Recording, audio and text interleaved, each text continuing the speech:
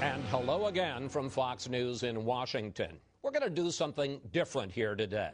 Usually we discuss the news, but today we're going to tell you about something you may never have heard about, what critics are calling the Death Book. It's a 52-page pamphlet the Department of Veterans Affairs is using right now in end-of-life counseling for the nation's 24 million veterans. We're going to talk with Jim Towey, former director of faith-based initiatives in the Bush administration, who broke this story. And then we'll turn to Tammy Duckworth, Assistant Secretary of Veterans Affairs. Ms. Duckworth insisted on being interviewed separately. Mr. Towey, welcome to Fox News Sunday. Great to be with you. Let's start with an overview. What's wrong with this material, Your Life, Your Choices, that the VA is using for end-of-life counseling right now? In the article that you wrote in the Wall Street Journal in which you disclose this, you say that the message is clear: hurry up and die. Well, the message that they want to communicate, I think, is that if you have a stroke or if you have a coma situation, that somehow your life has lost a little value and it may not be worth living anymore. My problem with the document, Chris, is that the author of it is a proponent of assisted suicide. He's way out there on that issue. And the VA has been using this. A new directive just came out in July, urging providers to refer patients to it. So in my view, there should be a balanced treatment. And this is a slippery slope that kind of makes people, when you look at the document, it makes people feel like they're a burden and that they should do the decent thing and die. All right, we're going to get to the specifics in this book in a second, but I want to ask you another general question. President Obama calls talk of a government-run death panel a, quote, extraordinary lie. But I want to put up what you said in your Wall Street Journal article this week. You said the following: when the government can steer vulnerable individuals to conclude for themselves that life is not worth living, who needs a death panel? Explain. Well, I think the fear that Americans have is that somehow when they are fragile and they're vulnerable and they're facing serious illness, that a discussion they're going to have with a doctor is going to be biased or tilted in some fashion. Here you have the government that has a financial stake in the answers that they give.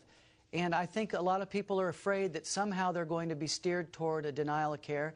And I think that whole right to die movement, which Dr. Perlman has written about, I think that whole right to die movement means that the right to die is a right the poor will get. And I think a lot of people are afraid about it. So whether there's death panel written in a law or not, the real issue is, why would the VA be promoting a document written by an assisted suicide advocate that has such a kind of an obsession with death and with pushing people, I think, in a direction to deny care? All right. You are especially critical of this worksheet on page 21 of the book. Right. And I'm going to first tell the audience what's in it, and then I'll talk to you about it. Let's put up this page 21. It's called What Makes Your Life Worth Living, and it asks the veteran to check off whether a variety of situations are difficult but acceptable, worth living but just barely, or not worth living. And here are some of the situations. I can no longer walk but get around in a wheelchair. I live in a nursing home.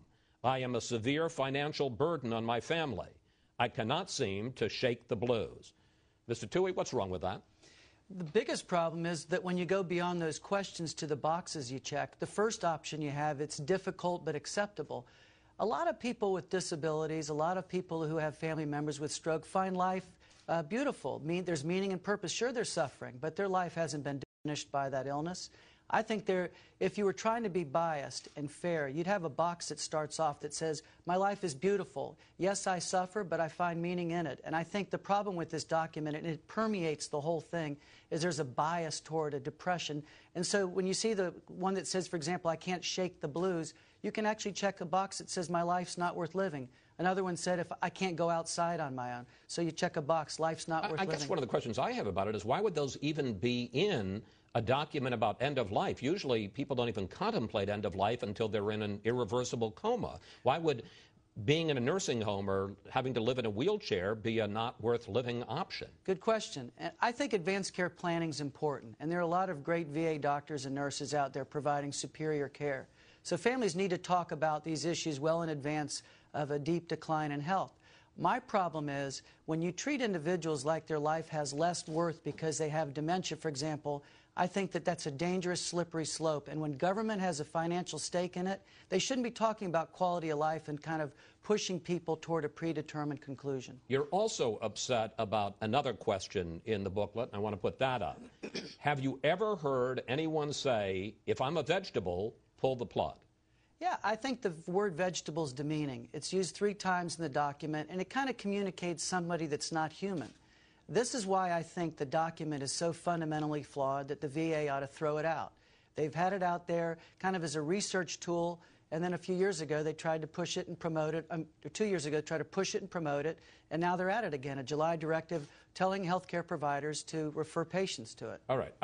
You mentioned earlier one of the primary authors of the workbook, and this is a fellow named Dr. Robert Perlman.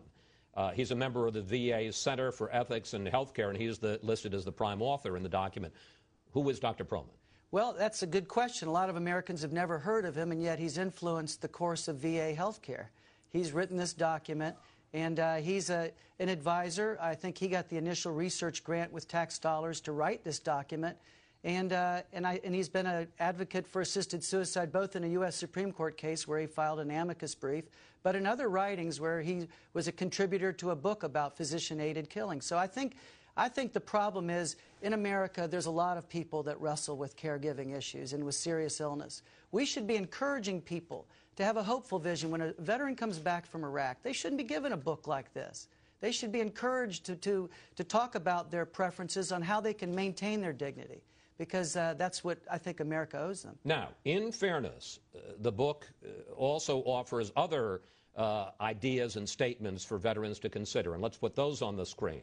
My life should be prolonged as long as it can, no matter what its quality, and using any means possible. And then there's this. I believe that it is always wrong to withhold, not start, treatments that could keep me alive. Mr. Towey, aren't both sides presented? There are lines like that in the book, but if a fair reading of the book, just looking at the cases they give as examples, where the woman that has the stroke that says, I don't want to live if I can't take care of myself. And then when you look in the back of the book, Chris, who do they refer you to? The 2007 edition said, go to Compassionate Choices. That's the Hemlock Society. The 1997 version referred you to an organization that was the American Euthanasia Society. I think the bias of the document's clear. Why would Americans be given such a poor document, a poor planning tool on a subject so important? Now, we need to point out references which were in the 97 edition and the 2007 edition are not in the edition that is currently being circulated at the Veterans Administration. That's right. They pulled that page after we raised concerns about it, and I think it wasn't just Aging with Dignity. It was a lot of individuals in America that I think when they saw that in the VA system, they're thinking, why are they referring me to the Hemlock Society? All right. You were instrumental, as you point out. Back in 2007, you had left the Bush White House by then. You'd been the head of Faith-Based Initiative for 4 years. But in 2007, the VA tried to put this out and make this a tool that was widely distributed to veterans. You were instrumental in getting it stopped and put up on a shelf. What happened?